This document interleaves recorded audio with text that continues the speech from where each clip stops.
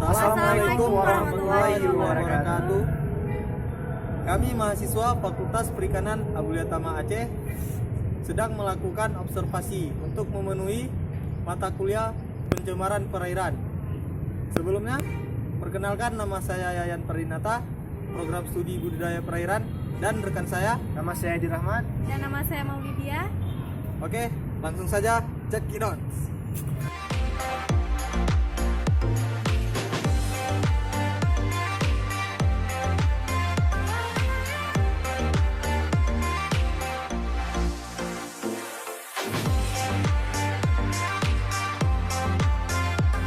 Pada kesempatan ini saya berada di tempatnya di belakang Pasar Penayung, itu di daerah Kurung Aceh. Teman-teman sekalian, kita lihat di belakang saya ini perairannya masih dalam keadaan tercemar ringan. Karena kenapa? Karena di sini masih banyak bahan-bahan organik yang dibuang. Tapi sayang, kalau kita memandang jauh ke sana, view-nya lebih bagus. Karena ini cocok untuk pariwisata. Sedangkan kalau kita memandang ke sana sangat miris karena banyak masih sampah yang dibuang oleh masyarakat.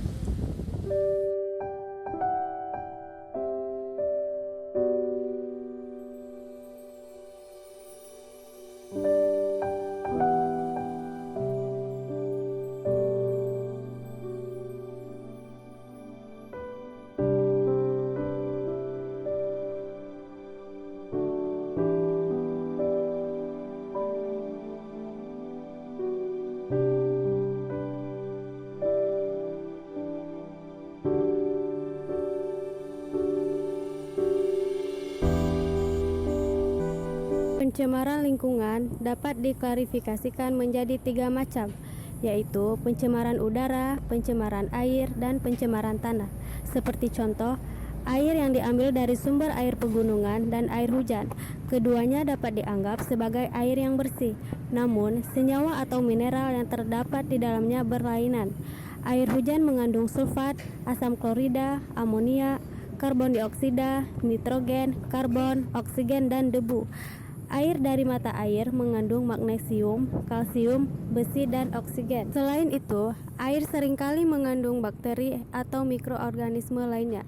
Air ini tidak dapat langsung dikonsumsi manusia, tetapi harus diolah atau dimasak dulu agar bakteri dan mikroorganismenya mati. Ada pula yang menjadi sumber pencemaran air seperti 1. Limbah organik. Limbah organik dalam air dapat menyebabkan berkurangnya kadar oksigen. Dalam kondisi berkurangnya oksigen tersebut, hanya spesies organisme tertentu saja yang dapat hidup. 2. Pencemaran bahan kimia organik. Bahan kimia organik seperti minyak, plastik, pestisida, deterjen, dan lain-lain. Bahan organik terlarut yang digunakan oleh manusia dapat menyebabkan kematian pada ikan maupun organisme lainnya. 3. Pencemaran bahan anorganik nutrisi tanaman. Beberapa peneliti melaporkan nitrit dapat mengakibatkan kanker pada lambung dan saluran pernafasan pada orang dewasa. Nitrat ternyata juga menjadi pupuk tanaman air. Bila hujan lebat, air akan membawa nitrat dari tanah masuk ke dalam aliran air sungai, waduk, danau, kemudian menuju lautan dalam kadar yang cukup tinggi. Akibatnya, berpengaruh pada terjadinya pengaruh perubahan keseimbangan antara tanaman air dan hewan air, sehingga beberapa jenis ikan akan musnah dan tanaman air akan menghambat laju arus air. 4. Pencemaran bahan kimia anorganik. Bahan kimia anorganik seperti asam, garam, dan bahan toksis logam dalam kadar yang tinggi dapat menyebabkan air tidak enak diminum. Dapat pula menyebabkan matinya kehidupan air, juga dapat menurunkan produksi tanaman pangan dan merusak peralatan yang dilalui air tersebut karena bersifat korosif. 5. Timbulnya endapan, kloidal, dan bahan terlarut. Endapan dan kloidal serta bahan terlarut berasal dari bahan buangan industri yang berbentuk padatan. Bahan ini apabila tidak dapat larut, maka akan mengendap di bagian dasar air, dan yang larut sebagian akan menjadi kloid. Penyakit yang penyebabnya melalui air. Beberapa bakteri, virus, protozoa, dan parasit sering mencemari air. Penyakit yang disebabkan oleh pencemaran air disebut dengan waterborne disease. Sering ditemukan pada penyakit tifus, kolera, dan disentri. Selain itu, bahan-bahan seperti bahan limbah organik, bahan kimia organik, sedimen, dan substansi radioaktif menyebabkan pencemaran air. Daerah aliran sungai Krung Aceh ini telah berubah menjadi lebih sempit dikarenakan pendangkalan daerah aliran sungai dan aktivitas masyarakat sekitar seperti industri pembuatan kapal ikan. Limbah dari pembuatan kapal ikan tersebut seperti minyak, oli, dan gemuk seringkali kita jumpai di aliran sungai tersebut.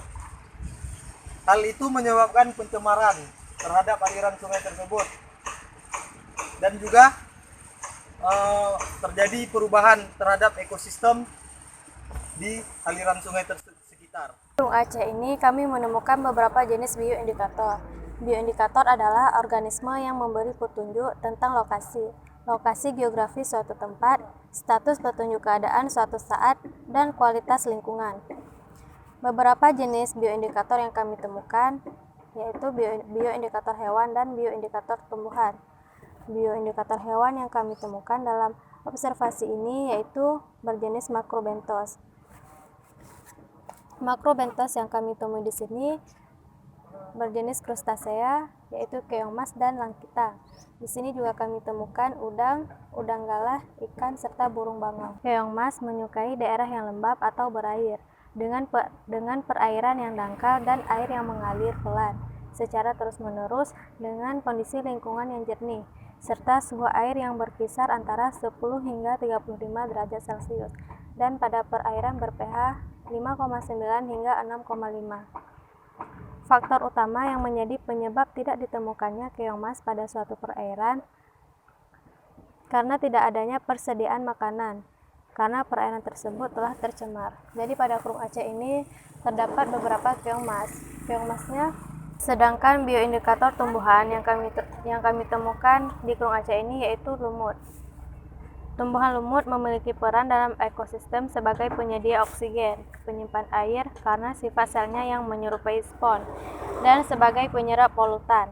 Tumbuhan ini juga dikenal sebagai tumbuhan perintis, mampu hidup di lingkungan yang kurang disukai oleh tumbuhan pada umumnya.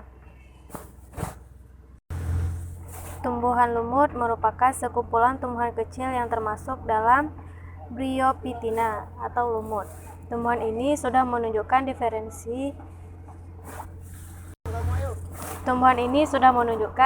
diferensiasi tegas antara organ penyerap hara dan organ fotosintetik, namun belum memiliki akar dan daun sejati.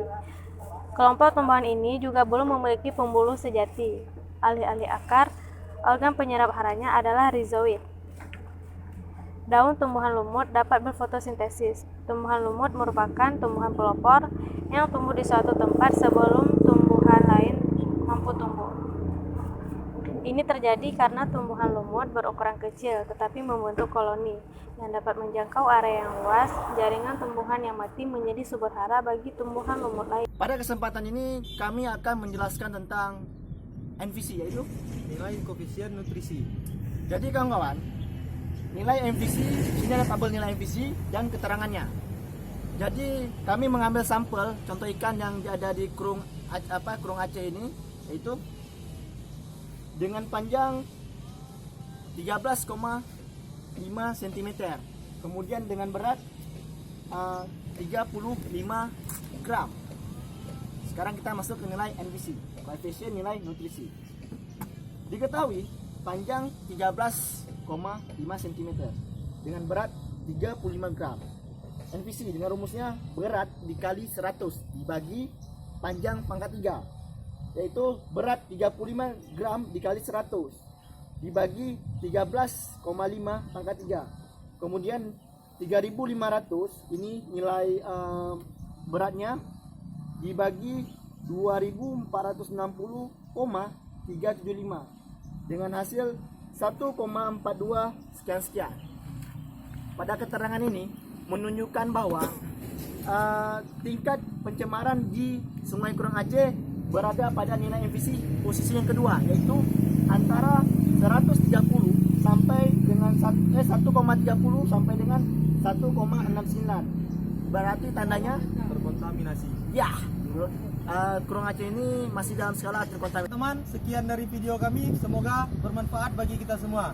Ingat, kerusakan alam bukan terjadi pada kita, tetapi karena kita. Alam itu bersahabat, jangan kita rusak. Satu sampah dapat menimbulkan beribu bencana. Katakan tidak. Untuk membuang sampah sembarangan. Satu tujuan. Satu tantangan. Untuk menjaga bumi. Wassalamualaikum warahmatullahi wabarakatuh.